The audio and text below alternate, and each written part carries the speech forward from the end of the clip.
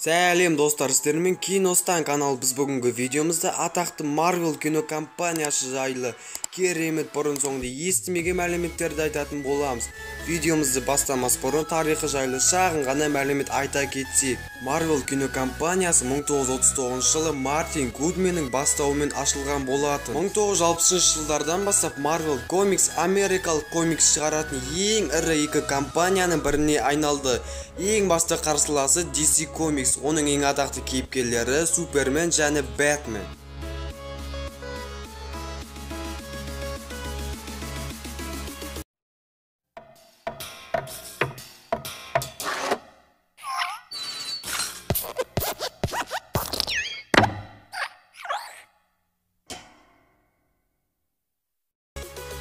Бірінші факт. Джереми Реннер агент Клинт Бартон Соколиный глаз рөліне дайындалу үшін олимпиадалық садақшылардан сабақ алған екен. Кек алушылар бүкіл әлем бойынша 1 миллиардтан астам соманы жинаған 11 фильмнің бірі болды. Marvel үшін бұл осындай ірі коллекция жинаған алғашқы фильм. Галактика сақшыларындағы Дракстың рөлін атқарған Дэйв Батиста макияж креслосында күн сайын 3 сағат уақытын өткізген екен.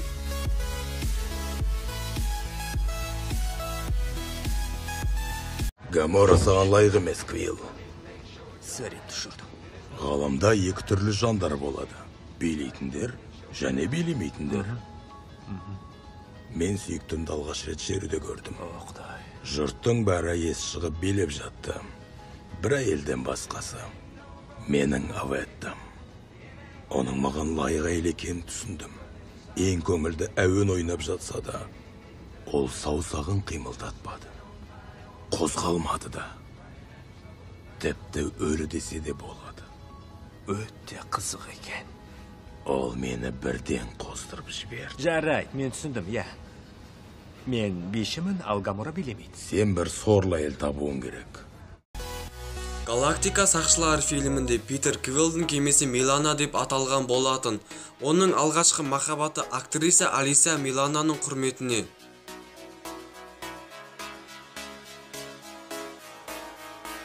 Марвелдің Трок деп аталатын супер қаһарманы бар.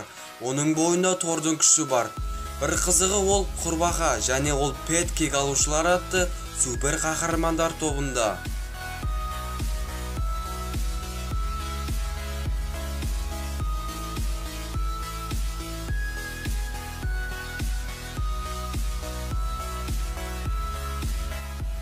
Сіз білесіз бе, 90-шы жылдардың басында Майкл Джексон өзінің жеке фильмінде өрмекші адамды көргісі келіп, Marvel комиксті сатып алуға тырысады, бірақ оның ойы жүзеге аспайды.